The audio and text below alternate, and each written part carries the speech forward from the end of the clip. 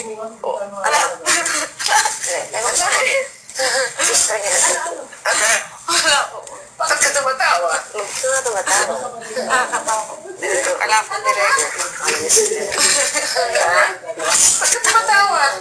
Bakit ka tumatawa? Direct talk. Wala po direct ba? Ha? Wala na po direct. Ba't ka tumatawa? Kasi po parang... Ay, wala po. Excuse me, Bakit wala ka akong komportable sa Ano? Ba't ka tumatawa? Wala po direct. Parang wala lang po na...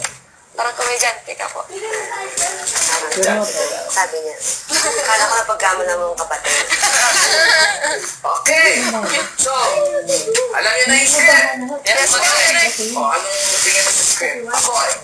Ano po siya, isang rom-com po na movie at may halong pamilya at love story po. And what can you say about your character? Masabi ko po, sobra pong medyo komportable po kasi parang sarili ko lang din po yung pinapakita ko po dun. At syempre bilang artista po, dapat hindi pa rin po ganun as ibahin ko po yun.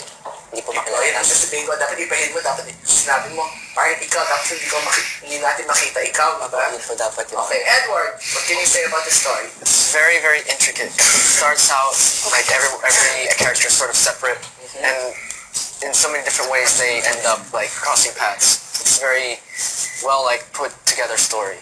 And what can you say about your character? Kuntain. I do see a lot in many ways. I see myself in the character because, for example, my character likes playing football. It's one of my passions as well. He's insecure about his family as well, which for a long period before, that's how I was as well. So in many ways, there are parallels between me and my character. And you believe that you can portray him well. Hindi po, you can act him. You can I be think I him. can be him. Very good. O, diba? Kisses! Yes po, direct. Anong masasabi mo tungkol sa script?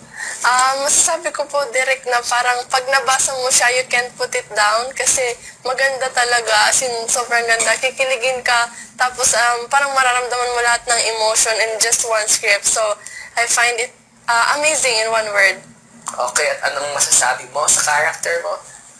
Masasabi ko, medyo similar din siya sa pagkatao ko na malambing. Kayo naman. Bakit pareho ang sinasabi ninyo? O, ano ba? But what I can say about it is na I like it kasi parang kapatid. I like to be a kapatid kasi I've never experienced that pa. So, I like it. Po, direct. Okay, Maymay. Maymay, anong masasabi mo sa script? Ang masasabi ko po sa script, marami akong matutunan dito. At saka sobrang nakakilig. Tapos... Kinikilig ka? Opo, kasi parating mo nakikita sa TV kasi pati mo nagtitingin ng TV. Parang ganun yung Sa mga script, nangyari. kinikilig ka? Opo, ma'am. Sa character mo, ano? Sa karakter ko po, ganun din po, nakaka-relate ako kay Ikay po kasi masigasig siya sa buhay. Tapos puno-puno siya ng pangarap. Kaya yun yung nagustuhan ko po sa kanya.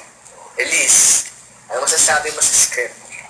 Yung script po nakaka-amaze kasi interconnected po yung mga buhay ng bawat isa sa amin. Tapos, nandun nga din po istorya ng pamilya.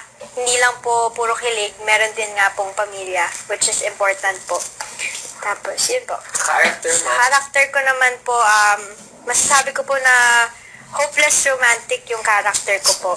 Which is, yung similarities po namin ng character ko, meron din po akong mga pinagdaanan na pareho sa character ko. Pero, yung pagkakaiba po siguro yung pagiging hopeless romantic. Yung character ko po parang kahit niloko na siya, gusto pa rin niyang pagbigyan.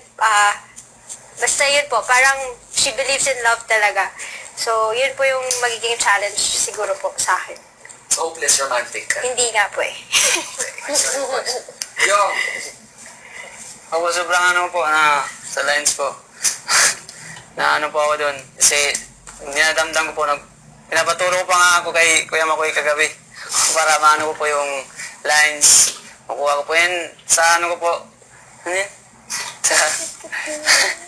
ano yan? Sa yung tawag. Yung Ano? Nuances. Nuances? Nuances. Alin? Nuances. Okay, sige, Yung mga galaw. Opo, parang nakikita ko din po sa sarili ko na masaya lang palagi po. Ay, ganun po ako talaga, masayang tao. Parang wala po akong nakitang galit doon. Ang saya-saya ko po. Na-enjoy ko po yung mga salita dito. Kahit ganun po, nagpaturo po ako para maano ko po yung saya po. Mapakita ko po sa kanila na ma-perfect po yung saya na doon. Okay, good. Kaya masaya po ako. Marami pong, Basta looking forward ka. Okay, yes. marami pong makaka-relate dito, especially sa mga kabataan. Maganda rin po yung lesson, family-oriented. Malang fairy tale din po. Tapos, yan na yun. Apo. Tanner. Sobrang galing ng script talaga kasi maraming kilig moments pero ang dami ups and downs and then a lot of interconnected characters pero they all have their own lives. So sobrang galing. And my character, very very short scene pero a big effect on the story. So my character's kind of a player. Okay, Cara. Tuwang-tuwa po kami lahat nung binasa namin yung script. It wasn't hard na lumabas yung mga reactions namin. Naging involved kami. And dun po kami na-excite talaga sa task na to. So usually mga tasks namin, makakatakot. Takot kami. We're nervous. Pero dahil sa script, naging involved po kaming lahat. And very relatable yung characters namin.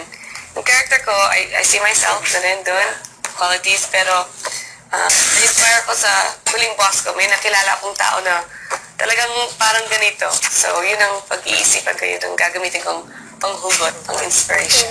Okay, wonderful! So, I take it excited kayong lahat? Yes, So, po. so, okay, so na-memorize nyo na ba? Yes, sir! Sino na-memorize? Sige, sino hindi na-memorize sa buong script? Si Maymay sabi. Anong masasabi mo dyan? Miss Elise? Direct, kasi po ang ginawa namin, minake sure po namin na Ay, hindi. Ano? na bawat sequence po memorize, kesa po yung lahat babasahin, hindi naman po nasa puso yung mga sequence. So, hanggang meron pa po kaming kulang po. Kulang. Ilang eksena? Umabot po siya ng day 2. Mahaba na po. Pero ready na kayo? Sa day 1. Sa day 1. Wala ko confidence. Yan po, direct! Excited kayo sa script? Alam niyo na yung mga characters ninyo? Yes! Memorize nyo na? Yes! Sigurado kayo? Yes! Well, okay, very good. Well, hindi yan ang gagawin natin ngayon.